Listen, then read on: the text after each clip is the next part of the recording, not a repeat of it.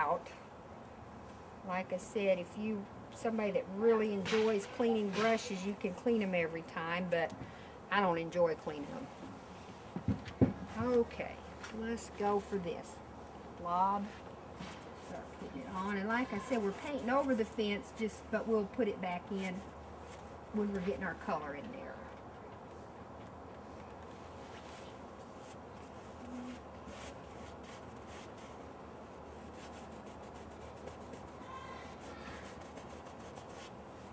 Often now it's not going to look quite like the picture in your mind. Remember, you're just covering your canvas today.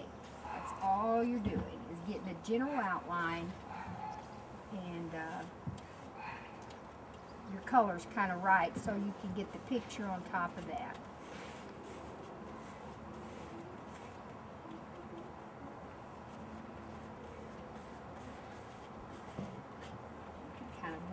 Just a little there if you want to, but I think that'll mostly be taken care of when we get our start putting in our details. So I like that so far, and I think what we'll do now, actually I believe we're going to lighten it up a little bit for a little bit more. So we just get our mixing knife again, a little white, and let's stir that in. And just depending on your personality type, some people want it stirred in exact, you know, so it's totally consistent. And then other people, like me, we just tend to lob it in there and figure the brush will mix it exactly. So you're free to do that any way you want.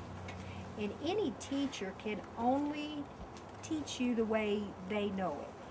And what ultimately, any technique you can learn is good for you, but ultimately you want to, you know, put your own stamp on it, your own personality, what you really like.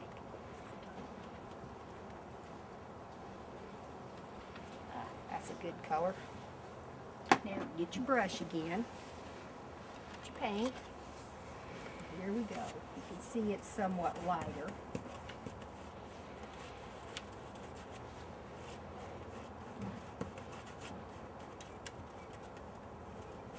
You know, the trouble with this is, if nobody's watching you and something doesn't turn out quite right, you just go, oops, and you paint over it.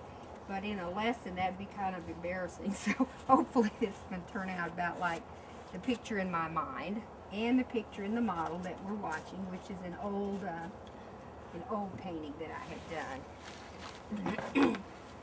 My easel here is not, my husband just knocked that together for me one day in about an hour and a half. He's a pretty handy guy.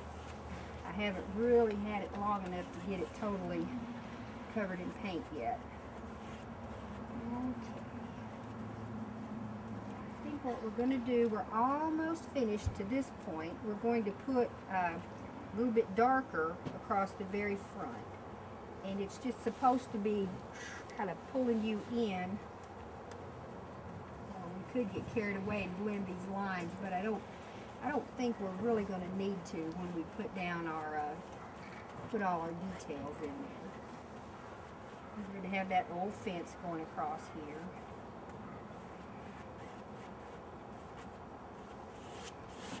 Okay, I'm just going to kind of clean my brush a little bit doing that.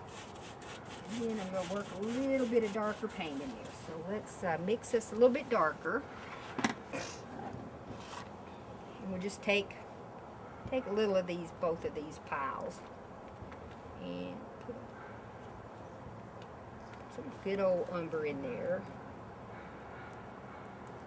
See that?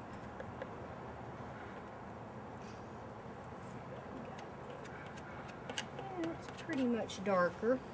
If you want to just try something, you can get it with your palette knife, spread it across. And this gives you a whole different, you can do a lot of things with your palette knife. I'm not that much into it, but some artists use it a lot, and you just really need to try it. Just see how you're going to like it.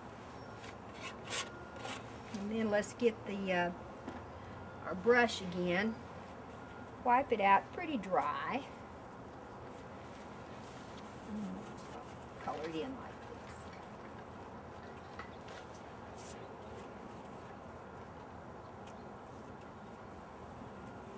You always be free to do things as complicated or as simply as you want to.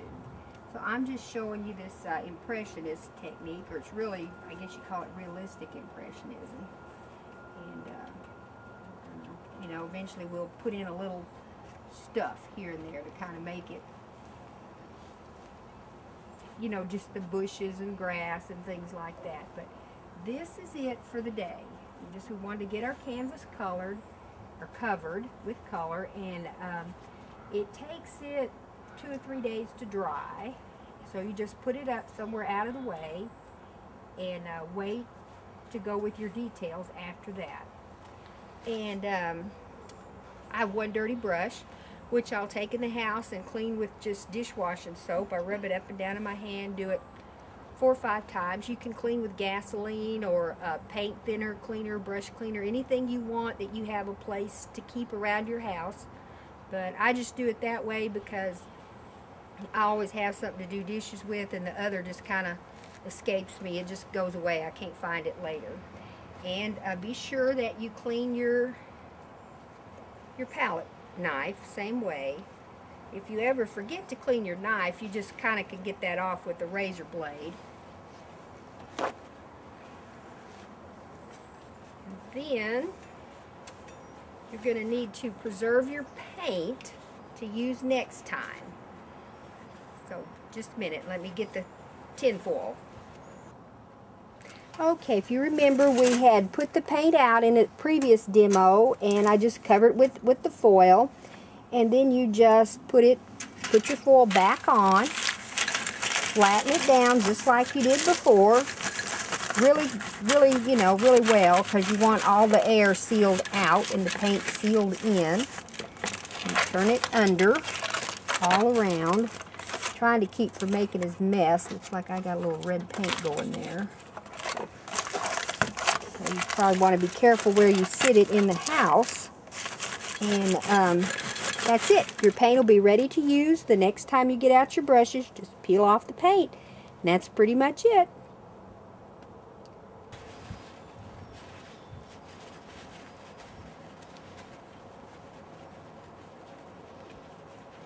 Okay.